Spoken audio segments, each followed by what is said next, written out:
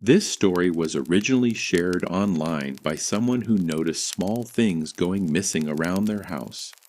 At first, it didn't seem like anything serious, just little things, easy to misplace. But over time, it became impossible to ignore, because things weren't just going missing, they were being moved. Welcome to Tales Beyond the Flame. He lived alone in a small house, nothing unusual about it. One bedroom, a small kitchen, living room, and a narrow hallway connecting everything together.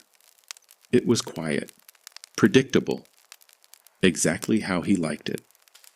The first thing he noticed was his keys. He always left them on the same hook near the front door. Every day, same spot. But one morning, they weren't there. He found them later in the kitchen, on the counter. He assumed he had just forgotten. That was the easiest explanation. Then it happened again. A few days later, his wallet went missing. He checked everywhere, his room, the couch, even the bathroom. Eventually he found it, in a drawer he never used. That's when it started to feel strange, because he knew he hadn't put it there. Still, he convinced himself it was just carelessness, until he started noticing other things. Cabinet doors slightly open when he was sure he had closed them. A chair pulled out just a little further than he remembered.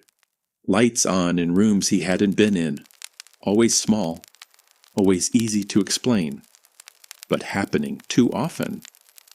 Then one night, something changed. He woke up around 2 a.m. No reason, no noise that he could remember, just suddenly. Awake. He lay there for a moment, staring at the ceiling, listening. The house was quiet, completely still. Then he heard it. A soft sound, from somewhere in a hallway, like something shifting, very slightly. He sat up slowly, heart already starting to race. Hello? No response. He got out of bed and opened his door. The hallway was dark, but he could see enough. Everything looked normal, nothing out of place. He stepped out, moving carefully, checking each room one by one. Living room, empty. Kitchen, empty. Bathroom, empty. No signs of anyone, no open doors, no broken windows. Nothing. Eventually he went back to bed. But something about it stayed with him, because it didn't feel like the house had been empty. It felt like something had been there, and had just stopped moving when he woke up. After that night, things started happening more often. Not dramatically, just enough to make him question himself. He'd leave a glass on the table and find it in the sink. He'd close his bedroom door and wake up to it slightly open. Once, he left his TV remote on the couch. When he came back, it was sitting neatly on the table, perfectly centered. That wasn't something he would do, not without thinking about it. The more it happened, the harder it became to ignore. So he started testing it. Small things at first. He placed objects in very specific positions, angles that were easy to remember. Then he left the house for a few hours. When he came back, some of them had moved. Not all. Just enough. Enough to confirm something wasn't right. That's when he decided to set up a camera.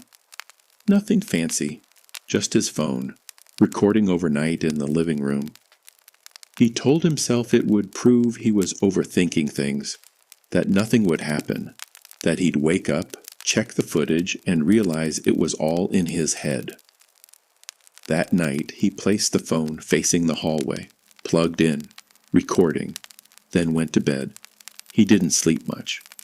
Every small sound kept him awake. Every creak of the house made him tense. At some point, he must have drifted off, because the next thing he remembered was waking up to silence. Morning light coming through the window.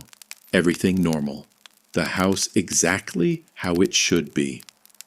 He grabbed his phone immediately, opened the video, and started watching. At first, nothing. Hours of empty footage, the hallway completely still, no movement, no sound. He skipped forward, still nothing. Then, around 2:17 a.m., something changed.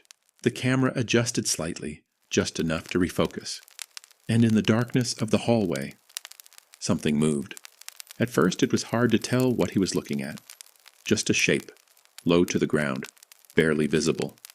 Then it shifted, slowly, carefully, and he realized it was a person, crawling, out of the hallway, into the living room. He froze, watching the screen. The figure moved slowly, deliberately, like it was trying not to make any noise. It stayed low, head down, avoiding the camera. Then it stopped, right in the middle of the room, and just sat there for minutes, not moving, not doing anything, just sitting. Then, after a while, it stood up. And that's when he saw it clearly. A person, thin, pale, wearing dark clothing, standing in his living room, in complete silence. The figure turned its head slightly, not toward the camera, toward the hallway, like it was listening.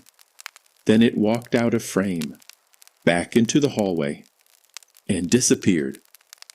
The footage continued. Nothing else happened. No doors opening, no windows, nothing. Just empty space. He stopped the video, sat there, trying to process what he had just seen, because there was only one explanation. Someone had been inside his house the entire time. He didn't call the police immediately, not at first, because something about it didn't make sense.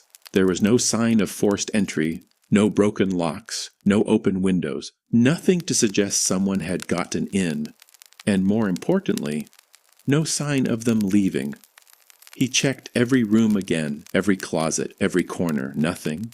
But now the house felt different, not quiet, not safe, just occupied.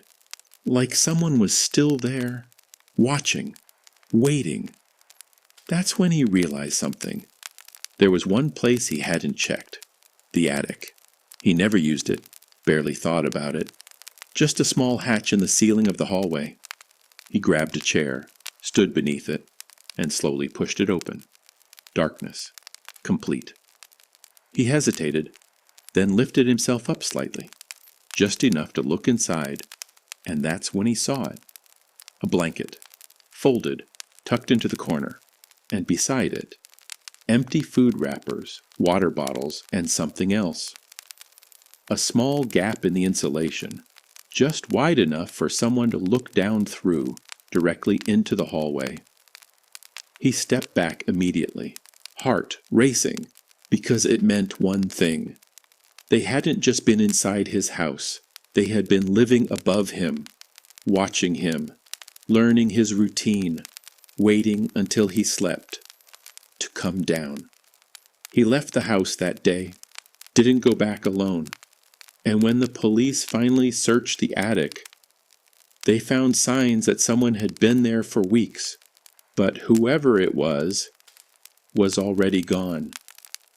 And he never found out how long they had really been there, or how many nights. They had been standing in his house, just a few feet away, watching him sleep.